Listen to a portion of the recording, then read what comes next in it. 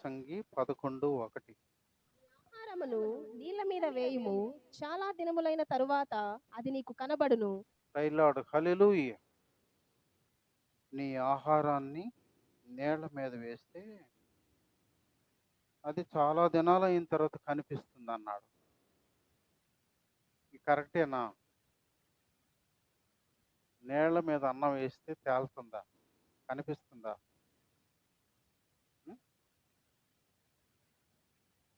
మరి కనపడదు కదా.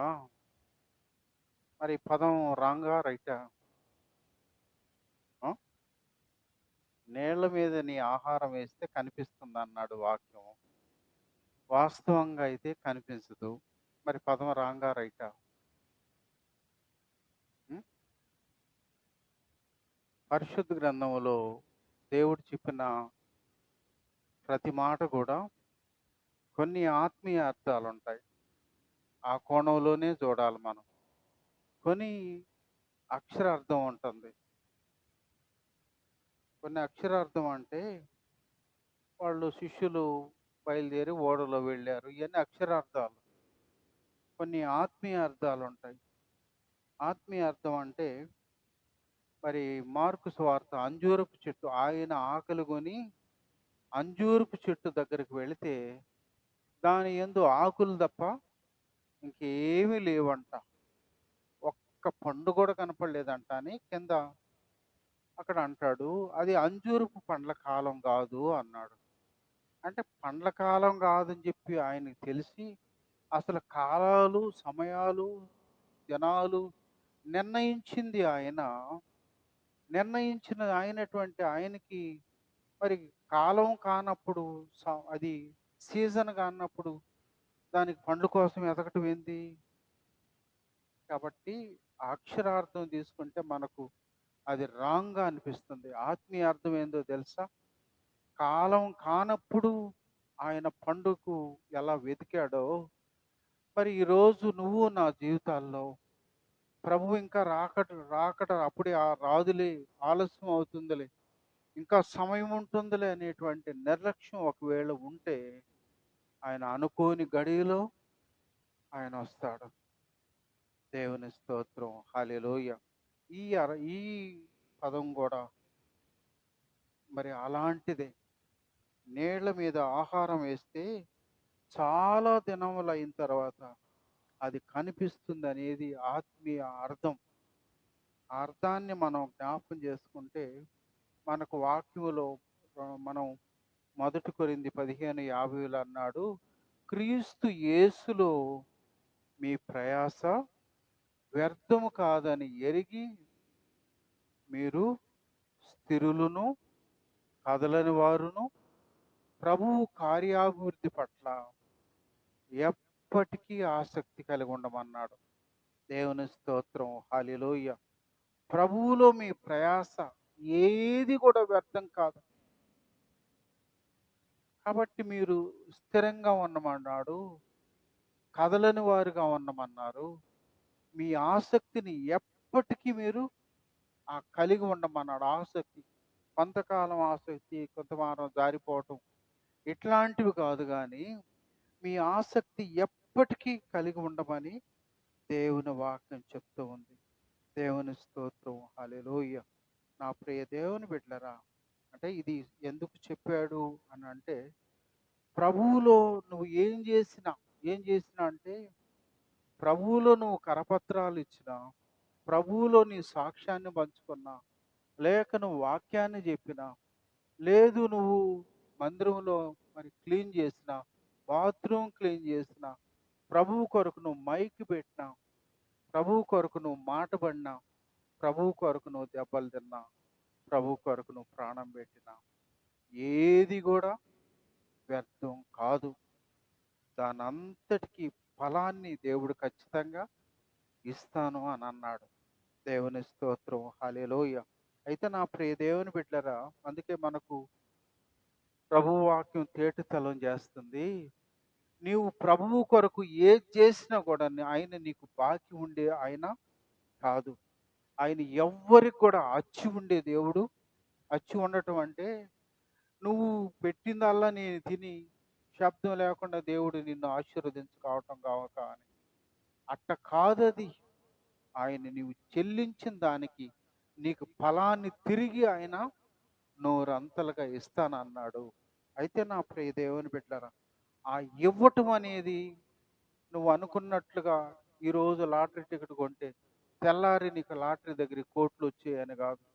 అట్లా కాదు దేవుడిచ్చి మనకు ఫలం అనేది ఎలా ఉంటుంది అని అంటే, దేవుని బిడ్డలారా, ఆ ఫలం అనేది మనం అనుకోనట్లుగా ఉంటుంది. కానీ ప్రతి దానికి దేవుడు లెక్క కట్టి మనకు ప్రతిఫలాన్ని దయచేస్తాడు. నా ప్రియ దేవుని బిడ్డలారా, ఎలా ఉంటుందంటే, మరి చాలా సార్లు కూడా మనం ఎక్స్‌పెక్ట్ చేసినవి, మనం అనుకున్నవి, మనం ప్రార్థించినవి, మన ఉపవాసం ఉన్నవి, మనం దేవుని సన్నిధిలో గోజారినటువంటి ఎన్నో అనుభవాలు మరి చాలా చాలా ఆలస్యం అయిపోతా ఉంటాయి. అలాంటప్పుడు నువ్వు నిరాశ పడకుండా, నువ్వు నిస్పృహలోకి లేకుండా నీళ్ళ మీద నీ ఆహారం వేస్తే చాలా దినాలైన తర్వాత అది నీకు కనిపిస్తుందన్నాడు. నీవు ప్రభువు కోసం ఏ పని చేసినా, ఏది మొరపెట్టినా దాని ఫలం కూడా చాలా దినాలైనప్పటికిని అది ఆయన దృష్టిలో మరిచిపోదు. ఖచ్చితంగా నీకు ఫలం కనిపిస్తుంది. ఇప్పుడు మనం కూరగాయల విత్తనాలున్నాయి. మరి వంకాయలు, బెండకాయలు, టమాటాలు ఇట్లా కూరగాయల విత్తనాలున్నాయి. ఆ విత్తనాలు ఏస్తూ వాటి మధ్యలో టెంకాయము మరి విత్తనం గూడా ఏసాము. మరి మనం ఏది మొలుస్తుంది తొందరగా? ఆ! కూరగాయ విత్తనాలు ఏసిన తెల్లారే వచ్చేస్తాయి. తెల్లారి రాంగానే వచ్చేస్తుంటది. దీని సాయి చూస్తే ఇది బతికుందో సచ్చిందో తెలీదు. 4 రోజులైతే అవి చెట్లు వచ్చేసుంటాయి. దీని మాత్రం ఇది కనపడనే కనపడదు. ఇంకా బతికుందో సచ్చిందో తెలీదు మనకు. ప్రియ దేవుని బిడ్డలారా, అది వచ్చేసింది, చెట్టొచ్చేసింది. నెల తిరిగే లోపల పూతొచ్చేసింది. మరి కాయలు కాస్తా ఉంది. ఏమైపోయింది ఈ మొలక? ఈ విత్తనం ఏమైంది? అర్థం గాని పరిస్థితి. ఒకవేళ ఇత్తనమే చచ్చిపోయిందేమో! వాడు సరైన విత్తనం వేయలేదేమో! రకరకాలుగా మనం వాపోతా ఉంటాం. దేవుని బిడ్డలారా, క్రీస్తులో కూడా నీ ప్రయాస విషయంలో దేవుడు నీకు అర్థం కావు. చాలా దినాలైనప్పటికిని ఆ ఫలము నువ్వు పొందుకోనప్పుడు మనం కూడా అలానే వాపోతుంటాం. కూరగాయల విత్తనాలు ప్రారంభమయ్యి నెల తిరిగే లోపల నీకు కాయలు కాసి తర్వాత దాని ఫలితం వస్తా ఉంటుంది. దీని సాయి చూస్తే ఇది అసలు మనకు కనపడనే కనపడదు. ఏమైపోయిందో తెలియదు. అయితే నెల రోజుల తర్వాత 2 నెలల తర్వాత దానికి ఈ కూరగాయల విత్తనాలు ఆ సీజన్ అయిపోతుంది. ఎండిపోయి ఉంటది చెట్టు. అప్పుడు దీన్ని సాయి చూస్తే అప్పుడు ఎన్నో ఒకసారి వస్తుంది. దేవుని స్తోత్రం. హల్లెలూయా! చాలా దినాలయిన తర్వాత దానికి వస్తుంది. వచ్చిన ఆ టెంకాయ చెట్టు చాలా స్పీడ్‌గా ఎదుగుతుంది. చెట్టు అయితే పెద్దదయింది గానీ ఫలాలు రావు. దాని కాయలు కాసేదానికి గూడా చాలా టైం పడుతుంది. అసలు ఇది కాయలు కాస్తదా? లేకపోతే ఎండిపోతదా? అన్నట్టు కూడా అర్థం గాని పరిస్థితిలో ఉన్నప్పుడు చాలా టైం అయిన తర్వాత అప్పుడు దానికి ఆ గెలలొచ్చేస్తాయి. ఆ గెలలు వచ్చింది. నీవు ఈ కూరగాయలు వీటితో మరి నీకు వాటి ఆ సీజన్ అంతటికి అవి నీకు ఎంత ఆదాయం వచ్చిందో, ఆ టెంకాయ చెట్టుకు కాసిన ఒక్క గెల దాన్ని మించిన ఆదాయాన్ని తీసుకొనొస్తుంది. దేవుని స్తోత్రం. హల్లెలూయా! అంటే ఏ చెట్టయితే నీకు అనుమానం వచ్చి సచ్చిందేమో అని నీకు అనుమానం వచ్చిందో, ఆ దాని ఫలం నీవు ఇంతవరకు కోసినటువంటి వీటన్నిటికంటే ఒక్క గెలే నీకు ఎక్కువైపోతుంది. మిగతా గెలలన్నీ వస్తాయి. మాటిమాటికి ప్రతి సీజన్‌కి టెంకాయలు వస్తానే ఉంటాయి. ఎన్ని సార్లు వస్తాయి? చెప్పలేనన్ని సార్లు. దేవుని స్తోత్రం. హల్లెలూయా! దేవుడిచ్చేటువంటి ఆ ఫలం కూడా టెంకాయ చెట్టు వలె అలా ఉంటుంది. శ్రేష్టమైనదిగా ఉంటుంది. మాటిమాటికి దాని ఫలం మనం ఖచ్చితంగా పొందుకుంటా ఉంటాం. అయితే మనం మామూలుగా ఈ చెట్లను చూస్తుంటాం. కూరగాయ మొక్కలు చూసి వాటిని చూడు, అవి ఎట్లా కాయలు కాస్తున్నాయో, ఎలా పిందెలు వచ్చేసినాయో, ఎలా ఉపయోగపడుతున్నాయో, ఇది చూడు ఎలా ఉందో అని నిరాశ పడిపోతుంటాం. నా ప్రియ దేవుని బిడ్డలారా, అందుకు ప్రభు మరి మర్మగర్భంగా చెప్పిన మాట, నీళ్ళ మీద నీ ఆహారం వేస్తే కొన్ని దినాలు అయిన తర్వాత అది కనిపిస్తుంది. దేవుని స్తోత్రం, హల్లెలూయా. కాబట్టి నీ ప్రయాస ఏది కూడా వ్యర్థం చేయనటువంటి దేవుడు, నీ ప్రార్థన వ్యర్థం చేయనటువంటి దేవుడు. ఒక సందర్భాన్ని మనం జ్ఞాపకం చేసుకుంటే, ఎస్తేరు గ్రంథం 3వ అధ్యాయంలో ఆ దేశానికి ప్రధానమంత్రిగా ఉన్నటువంటి వ్యక్తి పేరు హామాను. ఆయన మంత్రి. ఆ మంత్రి రాజు దగ్గరికి వెళ్ళి ఆయన చెప్పినటువంటి మాట ఏంటంటే, అయ్యా, మన దేశంలో మన రాజ్యంలో ఒక జాతి ఉన్నారు. వారి అలవాట్లు ప్రత్యేకంగా ఉంటాయి. వారు వారి విధులు మన విధులతో పోల్చుకుంటే భిన్నంగా ఉంటాయి. వారి పద్ధతులు భిన్నంగా ఉంటాయి. అలాంటి వాళ్ళ వల్ల వాళ్ళు మన ఆజ్ఞలు గైకోరు. వాళ్ళ ఇష్టానుసారంగా వాళ్ళు ప్రవర్తిస్తారు. అలాంటి వాళ్ళ ద్వారా మనకు నష్టం వస్తుంది. కాబట్టి నష్టం లేకుండా ఉండాలంటే ఆ జాతి వాళ్ళని నిర్మూలన చేస్తేనే మనకు క్షేమం అని మంత్రి రాజుతో చెప్తున్నాడు. రాజుతో వాడు చెప్పేదానికి కారణం ఏంటంటే, ఆయన చూసి గేట్ కాడ ఉండే మొర్దకయ్యి నమస్కారం పెట్టలేదంట. కింద కూర్చున్నాడు, పైకి కూడా లేవలేదంట. అంటే మరి పైకి లేవనందుకు, నమస్తే పెట్టిన దానికి వాడు ఏం చేశాడు? ఏకంగా అతన్ని చంపి అతని వంశం అంతటిని నాశనం చేసేదాని కొరగా అతను రాజు దగ్గరికి వెళ్ళి మరి ఈ విధంగా చెప్పినప్పుడు రాజు ఏం చేశాడు? వాళ్ళ ద్వారా మనకు నష్టం వస్తుందా? అటైతే నీవు వాళ్ళని నిర్మూలన చేయమని ఆర్డర్స్ ఇచ్చేసాడు. వాళ్ళ ఆర్డరు, రాజు యొక్క ఆర్డర్ వచ్చేసింది. నా ప్రియ దేవుని బిడ్డల ఆర్డర్ ప్రకారంగా ఆయన ఆయన ఆధీనంలో ఎన్ని రాష్ట్రాలు అయితే ఉన్నాయో వాళ్ళందరికీ ఇన్ఫర్మేషన్ వెళ్ళిపోయింది. ఫలాని రోజు ఫలాని తారీఖున ఫలాని టయానికి వాళ్ళందరూ యూదులందరినీ చంపేయండి అనేటువంటి ఆర్డర్స్ వెళ్ళిపోయాయి. వెళ్ళిపోయినప్పుడు దేవుని ప్రజలందరూ కూడా ఏడుస్తూ ఉన్నారు, గగ్గోలు పెడుతున్నారు. అయ్యో, అందరూ చనిపోవాల్సి వస్తుంది అని వాళ్ళందరూ ఏడుస్తూ ఉంటే, మొర్దెకై వాళ్ళ నాయకుడు ఏం చేశాడు? రాణితో చెప్పాడు, అమ్మ, మరి ఈ విధంగా మన జాతి మీదకి ఎలాంటి ప్రమాదం వచ్చింది, నువ్వు ఏమైనా వీళ్ళ కోసం నువ్వు చేయాలనని అన్నప్పుడు ఆమె మన ప్రజలందరినీ 3 దినాల ఉపవాసం ఉండమని అని చెప్పింది. కాబట్టి వాళ్ళ దేశమంతటిలో ఎంతమంది అయితే యూదులు ఉన్నారో వాళ్ళందరూ 3 దినాల ఉపవాసం ఉన్నారు, ప్రార్థనలు చేశారు. ప్రభువా, ఈ పరిస్థితి నుంచి విడిపించు, రాజుతో మాట్లాడమని వాళ్ళందరూ మొర్రపెట్టారు. అయితే నా ప్రియ దేవుని బిడ్డలారా, వాళ్ళ ప్రార్థన అయితే 3 దినాలు అయిపోయింది. వాళ్ళ మరి ఉపవాసం ఉండి ఎంత కన్నీరు కార్చారో అదంతా కూడా అయిపోయింది. కానీ మరి రాజు నుంచి ఆజ్ఞ మరి చాలా దగ్గరకు వచ్చేసింది. దగ్గరకు వచ్చేసినటువంటి సందర్భంలో నా ప్రియ దేవుని బిడ్డలారా, మరి 5వ అధ్యాయంలో, ఎస్తేరు గ్రంథం 5వ అధ్యాయంలో హామాను ఏం చేశాడు? ఆయన 50 మూరల ఉరికొయ్య ఒకటి సిద్ధం చేసేసి మరి తనకు ఎవరైతే శత్రువుగా మొర్దెకై ఉన్నాడో మొర్దెకైని దాని మీద ఉరి తీయాలి, రాజు పర్మిషన్ కొరకు ఆయన వెళ్ళిపోయాడు. నా ప్రియ దేవుని బిడ్డారా, ఒక పక్క చూస్తే ప్రజలందరూ మరి చనిపోవాలన్న ఆర్డర్స్ ఉంది. రెండో పక్క నాయకుడిగా ఉన్నటువంటి మొర్దెకైని చంపాలన్న ప్రయత్నం ఉంది. వాళ్ళు ఉపవాస ప్రార్థనలు, వాళ్ళ కన్నీరు ఎంతగా ప్రలాపిస్తున్నప్పటికీ దేనికి కూడా జవాబు రానటువంటి పరిస్థితుల్లో ఉంది. ఆ ప్రియ దేవుని బిడ్డలారా, ఈరోజు మన జీవితాల్లో కూడా మనం కూడా సమస్యలను బట్టి, కొదువులను బట్టి, కొరతలను బట్టి, మన అవసరాలను బట్టి, మనం ఎదుర్కొంటున్న ప్రతి ఇబ్బందికరమైన పరిస్థితులను బట్టి ఉపవాస ప్రార్థనలు దేవుని సన్నిధిలో ఎన్ని దినాలు చేసామో, ఎంతగా మొరపెట్టామో, మరి ఎంతగా మనం మరి ప్రభు సన్నిధిలో గోజారున్నాం. కానీ మనకు అనిపిస్తూ ఉంది ఇదంతా వ్యర్థమైపోయిందేమో.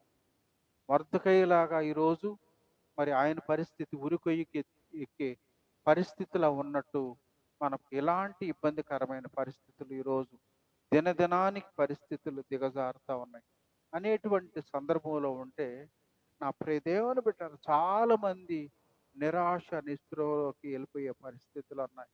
అలాంటి మరి వాళ్ళ జీవితాల్లో ఈరోజు యూదుల పక్షంగా దేవుడు ఎలాంటి గొప్ప కార్యం చేస్తాడో, ఎలాంటి అద్భుతం చేస్తాడో, ఎవ్వరు కూడా ఎక్స్పెక్ట్ చేయనంత పరిస్థితుల్లో ఏ విధంగా జరిగి ఆయన కార్యం చేస్తాడో మనం ఇక్కడ గమనించినట్లయితే, ఇక్కడ వాక్యం 6వ అధ్యాయం, ఎస్తేరు గ్రంథం 6వ అధ్యాయము మొదటి వచనంలో, ఆ రాత్రి రాజుకు నిద్ర పట్టకపోయినందున, దేవుని స్తోత్రం, హల్లెలూయా. ఆ రాత్రి రాజుకు నిద్ర పట్టలేదంట. నిద్ర పట్టకుండా పోయేది ఏమి ఉండదు. వాళ్ళు నిద్రపోయేదానికి ఎక్కువగా మందు తాగేస్తారు. నిద్ర పట్టాలని కాలక్షేపానికి ఏదో ప్రోగ్రాములు ఏదేదో ఉంటాయి కాలక్షేపానికి. అవన్నీ కూడా ఏర్పాటు చేసుకుంటారు. కానీ ఈ రాజుకి ఏం చేశాడు? ఆయనకి నిద్ర పట్టలేనిది ఒకటైతే ఆ రాజ్య సమాచార గ్రంథాన్ని తెప్పించాడు. దేవుని స్తోత్రం, హల్లెలూయా. దేవుడు నిర్ణయించిన సమయం అనేది ఉంది. దేవుడు ప్రణాళిక అనేది ఉంది. తన బిడ్డల పక్షంగా ఏ సమయములో ఏది జరగాలో, అందుకని మనకు ప్రసంగిలో అంటాడు 3వ అధ్యాయంలో, ప్రతిదానికి సమయము కలదు అని అన్నాడు. దేవుని స్తోత్రం, హల్లెలూయా. కాబట్టి రాజుకు నిద్ర పట్టలేదు. నిద్ర పట్టినటువంటి రాజు ఆయన సమాచార గ్రంథాన్ని తెప్పించాడు. దాంట్లో ఇన్ఫర్మేషన్ చదివితే మొర్దెకై రాజును కాపాడేటనేటువంటి ఇన్ఫర్మేషన్ ఉంది. అది విని రాజు, మరి వాళ్ళకి ఏదైనా మేలు చేసామా? ఇంత మనకి ఇన్ఫర్మేషన్ ఇచ్చిన వ్యక్తికి మేలు చేసామా? మేలు చేయలా. కాబట్టి అతనికి మేలు చేయాలని ఆయన ఆశించాడు. పరిస్థితులన్నీ మారిపోయినాయి. ఈ స్టోరీ మనందరికి తెలుసు. తర్వాత ఏమైపోయింది? హామాను మొర్దెకైని ఉరి తీయాలని రాజు కాడకు పోతే, అది తెల్లారేటప్పటికే చూస్తే అదే ఉరి కొయ్యి మీద మరి హామాన్ని ఉరి తీశారు. దేవుని స్తోత్రం, హల్లెలూయా. అందుకని మీకు వ్యతిరేకంగా రూపించబడిన ఏ ఆయుధము వర్ధిల్ల నేరదు అని అంటాడు ప్రభు. హామాన్ని అదే ఉరి కొయ్యి మీద ఉరి తీసేశారు. హామాను కుటుంబం యావత్తును నాశనం అయిపోయింది. ఏ దినమైతే మరి దేవుని ప్రజలైన యూదులు సంహరించబడతారన్నారో, ఆ దినంలోనే హామాను కుటుంబంలో ఉన్న 10 మంది కుమారులు చనిపోయారు. అతని బంధువులు సంబంధించిన వాళ్ళందరూ కూడా అదే దినములో వాళ్ళందరూ చంపబడ్డారు. దేవుని స్తోత్రం, హల్లెలూయా. నా ప్రియ దేవుని బిడ్డలారా, అందుకనే మనకు ప్రసంగిలో ఒక మాట ఏమంటాడంటే 3:11లో చెప్పబడిన మాట, దేని కాలములో అది జరుగుతుంది. దేవుడు దేన్ని నిర్ణయించాడో ఆ కాలములో అది జరుగుతుంది. కానీ నువ్వు ఎక్స్పెక్ట్ చేసినటువంటి కాలం, నువ్వు అనుకున్నటువంటి కాలంలో కానే కాదు.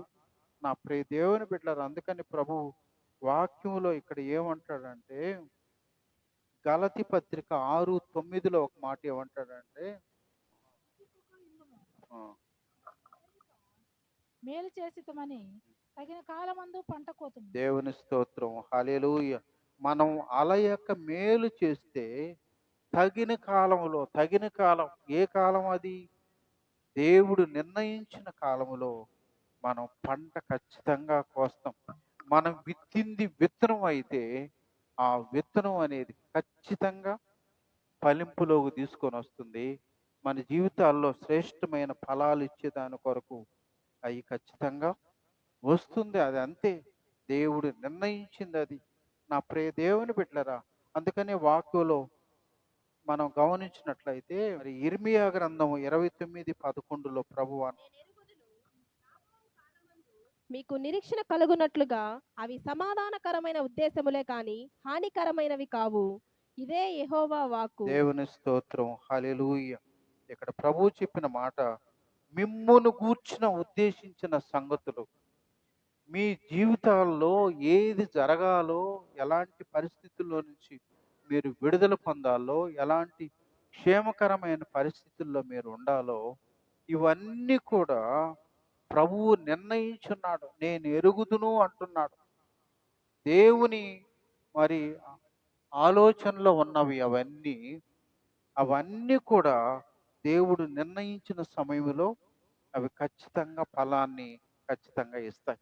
దేవుడు నిర్ణయించినటువంటి ప్రతిదానికి కూడా అందుకనే మీరు మరి ప్రసంగి 3వ అధ్యాయంలో అంతా మీరు గమనించినట్లయితే ప్రతిదానికి దేవుడు నువ్వు చచ్చేదానికి, బతికేదానికి అన్నిటికీ కూడా దేవుడు నిర్ణయించున్నాడంట.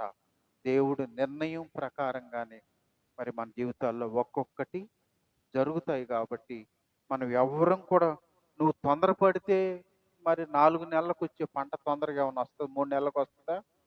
రాదు కదా!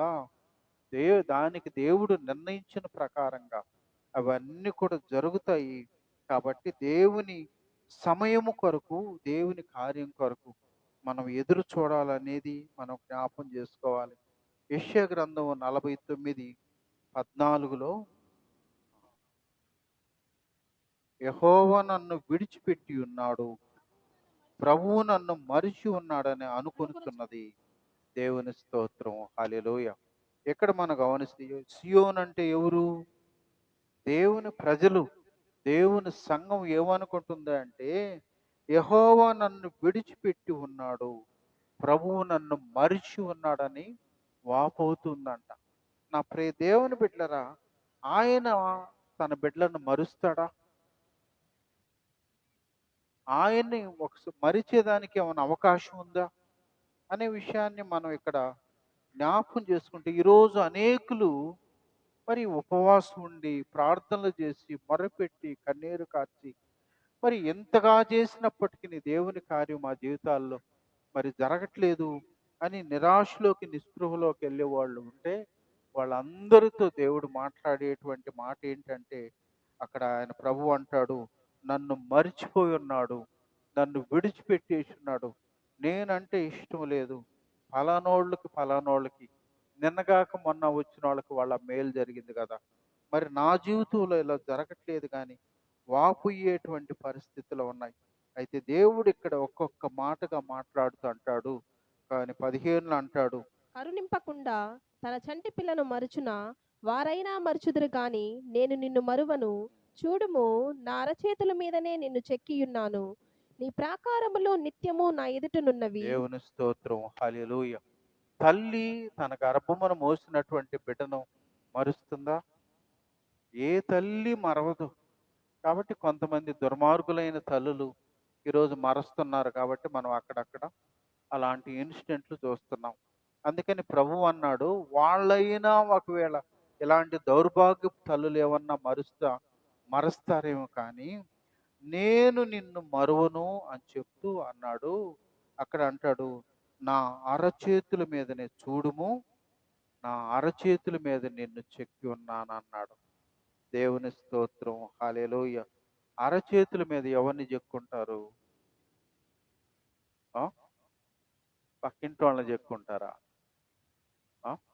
పరాయి వాళ్ళని చెక్కుంటారా? అటు మనం పేర్లు చేతిలో ఇంతకుముందు ఈ పిచ్చి ఎక్కువ మంది ఉండుకుంది, చేతుల్లో చెక్కుకోవటం అనేది, ఏడంతా చెక్కుకోవటం, రకరకాలైన పిచ్చి ఉండేది. ఇప్పుడు కొంత తగ్గింది. ఎవరిని చెక్కుంటాం? ఎవరు మనకు ఇష్టలో, మనం ఎవరిని ఎక్కువగా ప్రేమిస్తున్నామో వాళ్ళని చెప్పుకుంటా ఉంటారు చాలా మంది. అప్పుడే దేవుని బిడ్డలారా, మరి ఇక్కడ దేవుడు అంటాడు, నా అరచేతిలో నిన్ను చెక్కుకొని ఉన్నాను, నీ ప్రాకారాలు నిత్యము నా ఎదుట ఉన్నాయి అన్నాడు. దేవుని అరచేతిలో నన్ను చెక్కుని ఉన్నాడంట. ఎంత గొప్ప ధన్యత, ఎంత భాగ్యం. లోకానికి ఆఫ్టర్ అనేటువంటి నన్ను దేవుడు ఎక్కడ ఏం చేశాడు? ఆయన అరచేతిలో చెక్కుని ఏం చేస్తున్నాడు? మాటి మాటికి నా పేరు చూస్తున్నాడు. దేవుని స్తోత్రం. హల్లెలూయా. కాబట్టి నా ప్రియ దేవుని బిడ్డలారా, అంటే దాని ఉద్దేశం ఏందో తెలుసా? ఆయన నిన్ను అంతగా ప్రేమిస్తున్నాడు. నిన్ను మరిచిపోవటం అనేది కాదు, ఆయన జ్ఞాపకంలో నువ్వు ఎప్పటికి కూడా ఉన్నామనేది మనకి ఇక్కడ అర్థమైపోతుంది. దేవుని స్తోత్రం, హల్లెలూయా. అందుకే ప్రభు ఒక సందర్భాన్ని జ్ఞాపకం చేస్తూ లోకాసు వార్త 12వ అధ్యాయము 6వ వచనం నుంచి మనం గమనిస్తే, అమ్మబడును కదా, అయినను వాటిలో ఒకటైనను దేవుని ఎదుట మరువబడదు.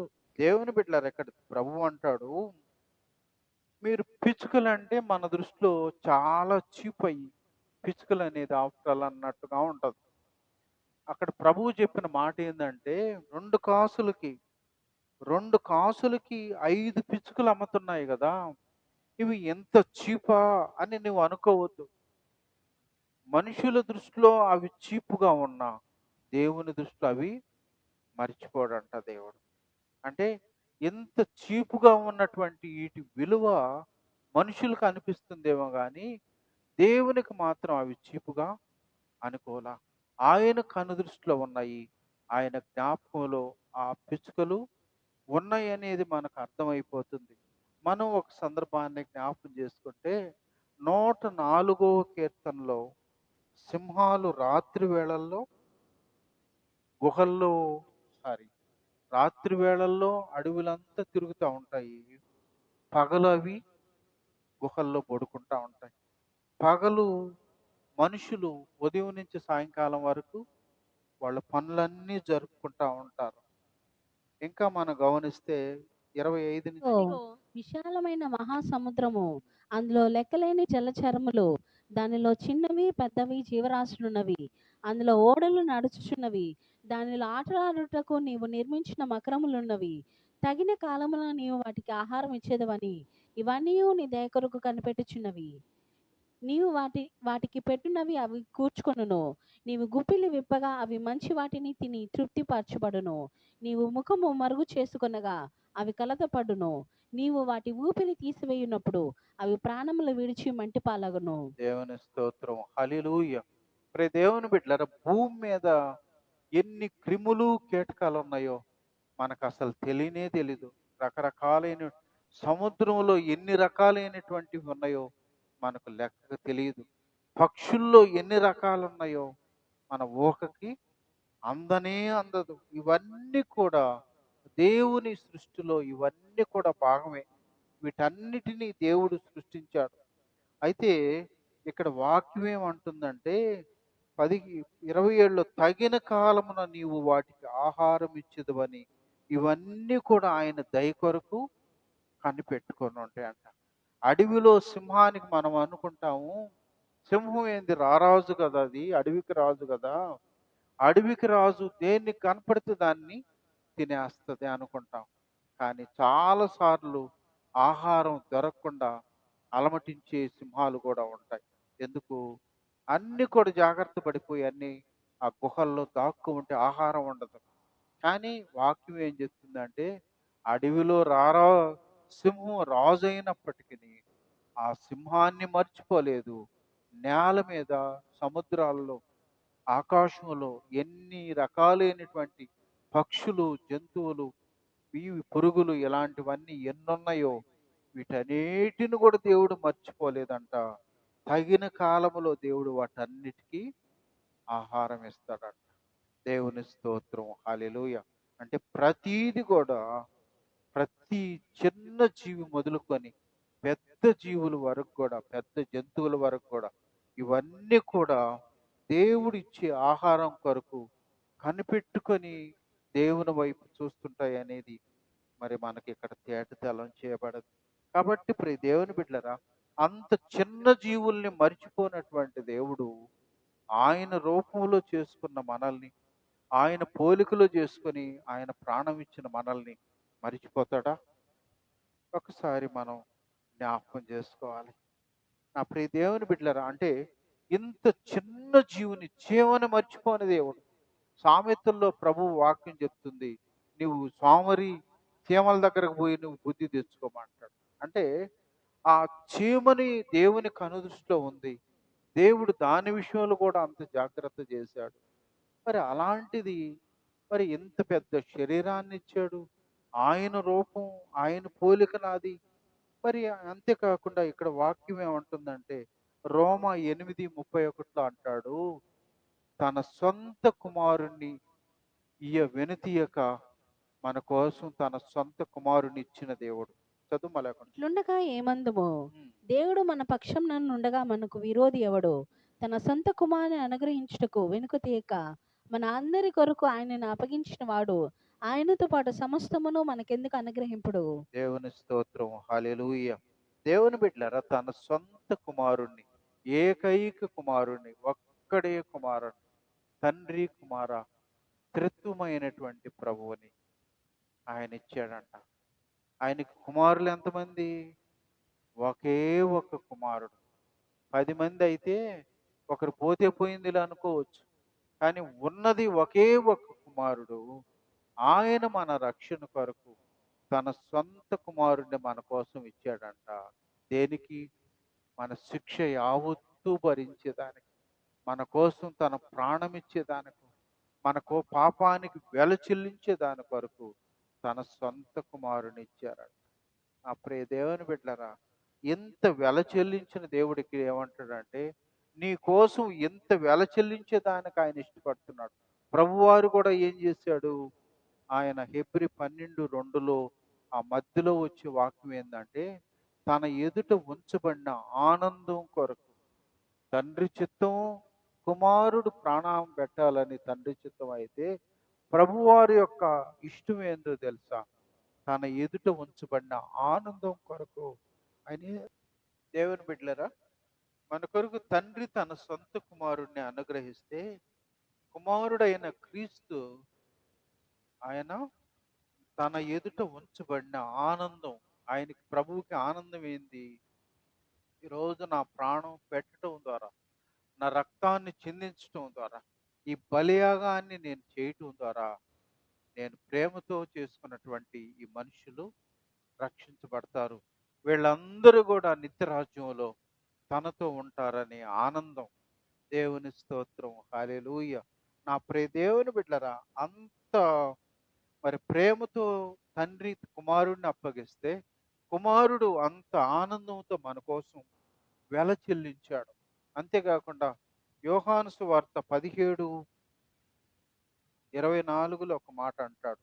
తండ్రి, ఆ, నేనెక్కడ ఉందునో అక్కడ నీవు నాకు అనుగ్రహించిన వారును నాతో కూడా ఉండవలెననియు నీవు నాకు అనుగ్రహించిన నా మహిమను వారు చూడవలెననియు కోరుచున్నాను.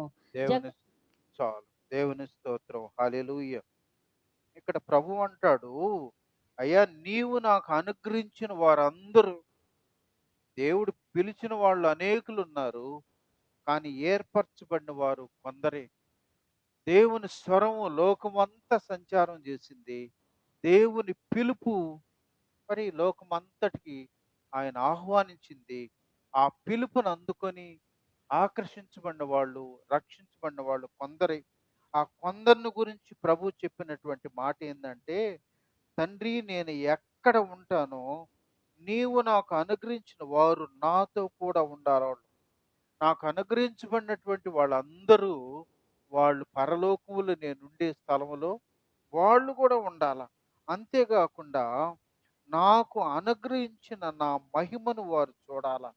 దేవుని స్తోత్రం, హల్లెలూయా. ముఖ్యమంత్రులు, మంత్రులు ప్రమాణ స్వీకారాలు చేస్తుంటే వాళ్ళ కుటుంబాలన్నీ ఉన్నాయి అక్కడ. ఎందుకు? వాళ్ళకు కలిగిన ఆధిక్యతను వాళ్ళందరూ చూడాలా, సంతోషించాలా అని. దేవుని బిడ్డారా, ప్రభువారి కూడా ఆశ ఏందో తెలుసా? నేను ఎక్కడ ఉంటానో మీరు నాకు ఇచ్చినటువంటి వాళ్ళందరూ అక్కడ ఉండాల. నాకు పరలోకములో ఎలాంటి మహిమ ఉందో, ఎలాంటి ఆధిక్యత ఉందో, ఎలాంటి ధన్యత ఉందో, నా మహిమను ఈ ప్రజలందరూ చూడాలని ప్రభు ఇష్టపడుతున్నాడు. దేవుని స్తోత్రం, హల్లెలూయా.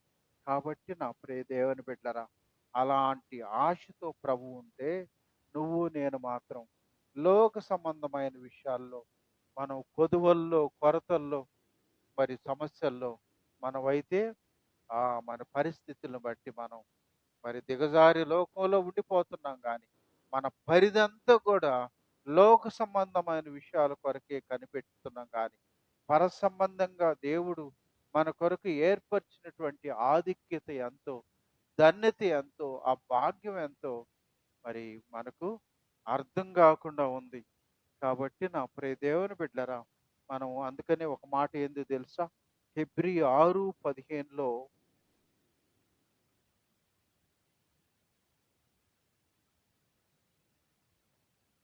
సహించి ఆ వాగ్దాన ఫలం నిష్కారం చేయునది ప్రమాణమే. చాలు చాలు.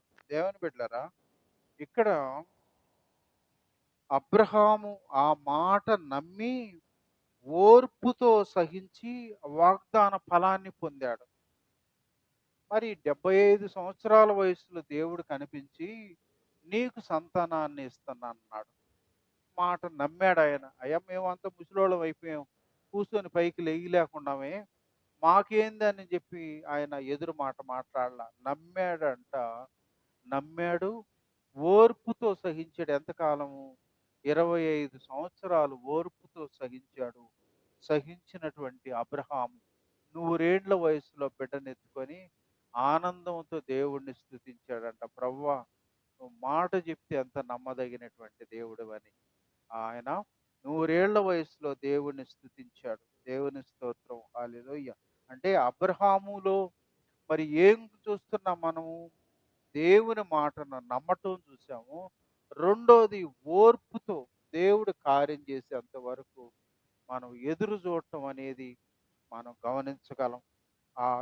ఆ విశ్వాసము, ఆ ఓర్పు ఆయన జీవితంలో ఉన్నాయి కాబట్టి అందుకనే మరి అక్కడ అబ్రహాము మరి గొప్ప అద్భుత కార్యాన్ని పొందుకున్నట్లుగా మన గమనించగలం. కాబట్టి విశ్వాసులైన ప్రతి ఒక్కరి జీవితాల్లో ఓర్పు కలిగి ఉండటం చాలా అవసరం. మనకు మనకు రోమాపత్రిక 5వ అధ్యాయంలో మరి అక్కడ ఈ వాక్యం ఏముంటుంది? విశ్వాసము, ఓర్పు అని అంటాడు. శ్రమ ఓర్పును, ఓర్పు పరీక్ష అంటాడు. కాబట్టి మనం శ్రమలో ఉంటేనే మరి మనం ప్రభు దగ్గరికి వస్తాము. ఆ విశ్వాసం ద్వారా మనకు ఓర్పు అనేది వస్తూ ఉంటుంది. కాబట్టి ప్రియ దేవుని బిడ్డలారా, ఓర్పును కలిగి ఉండటం అనేది చాలా అవసరం. ఎంత అవసరం అనంటే మనకు ప్రసంగి గ్రంథం 10:4లో ఒక మాట అంటాడు. వాడు నీ మీద కోపపడిన ఎడల నీ ఉద్యోగము నుండి నీవు తొలగిపోకుము. ఓర్పు గొప్ప ద్రోహ కార్యములు జరగకుండా చేయును. దేవుని స్తోత్రం. హల్లెలూయా. ఎంత మంచి మాట అంటే మరి నీ మీద అధికారులు ఉన్నారు. అధికారం అనేది నేనిస్తే వాళ్ళకొచ్చింది. అధికారులకు వాళ్ళంతట వాళ్ళు తెచ్చుకునింది కాదు. అధికారం అనేది నేనిస్తే వచ్చింది. కొన్ని సార్లు ముష్కరులైనటువంటి, దుర్మార్గులైనటువంటి అధికారుల కింద కూడా నువ్వు ఉండాల్సినటువంటి పరిస్థితి వస్తా ఉంది. కాబట్టి అలాంటప్పుడు నువ్వేం చేయాలా? ఏలువాడు నీ మీద కోప్పడినప్పుడు, రేయ్! నా మీద కోప్పడతావంటవని అలిగి నువ్వు కోపంతో వెళ్ళిపోవటం కాదు. ఉద్యోగం విషయంలో నువ్వు కోపంతో వెళ్ళిపోతే ఏమవుతుంది? ఇంట్లో కూర్చొనుంటావు. కాబట్టి ద్రోహ కార్యాలు జరగకుండా ఉండాలంటే, నష్టపోయే కార్యాలు జరగకుండా ఉండాలంటే నువ్వేం చేయాలా? ఓర్పుతో నువ్వు సహించాలా. అంటే ఉద్యోగంలో కొన్నిసార్లు ఇలాంటి దుర్మార్గులైనటువంటి అధికారులు మన ముందుంటారు. అలాంటప్పుడు మనం ప్రభువు మాటను జ్ఞాపకం చేసుకొని అధికారానికి లోబడ్డాడు కాబట్టి మనం మన్నించాల. కాబట్టి నా ప్రియ దేవుని బిడ్డలారా, రెండోది కుటుంబాల్లో కూడా ఓర్పు ఎంతైనా అవసరం. కుటుంబాల్లో ఓర్పు లేకపోతే గలిబిలి ఎక్కువ ఉంటుంది, నష్టపోవటం ఎక్కువ ఉంటుంది, సమస్యలు ఎక్కువగా వచ్చేస్తాయి. ఓర్పు. కాబట్టి అలాంటి నష్టం రాకుండా ఉండాలంటే అపవాది కుటుంబాల్లో కార్యాలు జరిగి ఆయన పరిస్థితిని అంతా కూడా అపవాది తన స్వాధీనంలోకి పోకుండా ఉండాలంటే దేవుని బిడ్డలకి ఓర్పు ఎంతైనా అవసరం.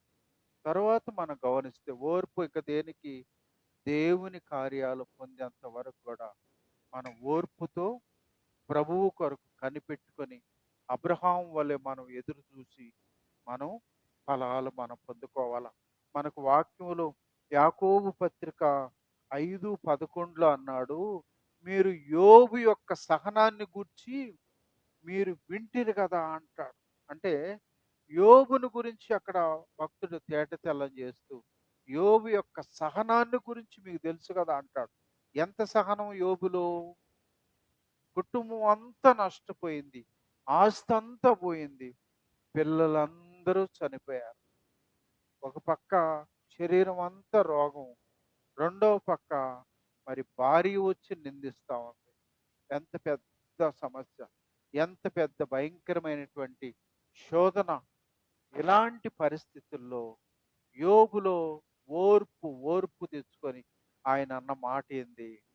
నా విమోచకుడు సజీవుడనియు నా నా కళ్ళతో నేనే ఆయన్ని చూస్తానన్నాడు. దేవుని స్తోత్రం. హల్లెలూయా. కాబట్టి ఓర్పుతో సహించినటువంటి మరి అబ్రహాము జీవితంలో, యోబు జీవితాల్లో, ఈరోజు నా జీవితాల్లో ఓర్పు మన జీవితాల్లో కలిగి ఉండాల. ప్రభువు వాక్యమే మనల్ని చాలా స్పష్టంగా చెప్తుంది. ఓర్పుతో సహించి ఉంటే ప్రభువు నుంచి ఫలాలు పొందుకుంటాము. పోయిన వారం నేర్చుకున్నట్టుగా ఓర్పు లేకుండా ఉంటే ఇశ్రాయేలు ప్రజల వలె మనం నష్టపోతాము. కాబట్టి ఓర్పు లేని వారంగా ఉండి నష్టపోయే కంటే అదే ఓర్పుతో ప్రభు వైపు చూసి కనిపెట్టి ఆయన ద్వారా మన కార్యాలు పొందుకునే వరకు ఆయన వైపు చూద్దాం. ఎందుకనంటే మనం ముందు తెలుసుకున్నాం ఆయన మనల్ని ఎంత ప్రేమించాడో, ఎంతగా మన కోసం త్యాగం చేశాడో, ఎంతగా మనం అంటే ఇష్టపడుతున్నాడు. మనము తనతో తన రాజ్యంలో ఆయనతో ఉండాలని కోరుకున్న దేవుడు మరి అలాంటి గొప్ప ప్రేమ మన పట్ల కనపరుస్తున్నప్పుడు లోక సంబంధం విషయంలో మనం ఇశ్రాయేలు ప్రజల వలె మనం జారిపోయి పడిపోయే వారంగా కాకుండా ప్రభువులో స్థిరంగా ఉందాం. ఆయన వైపు చూసిన ఎవ్వరు కూడా సిగ్గునొందరు అని వాక్యం చెప్తుంది. మన జీవితాల్లో సిగ్గునొందే పరిస్థితిని మనం నమ్మిన దేవుడు ఇంతవరకు ఎప్పుడూ తీసుకొని రాలా, ఇంకెప్పటికీ ఆయన తీసుకొని రాలు. కాబట్టి ప్రభువులో స్థిరంగా ఉందాం. అందుకని క్రీస్తు యేసులో మీ ప్రయాస వ్యర్థం కాదు. అందుకని ప్రభు మనకు మూలవాక్యంలో నీళ్ల మీద మీ ఆహారం వేస్తే అది కొన్ని రోజులకి నువ్వు చూస్తావు, నీ కంటితో నీవు చూస్తావు. దేవుడి మాట్లాడిన వెనుకల్లో దీవించును గాక.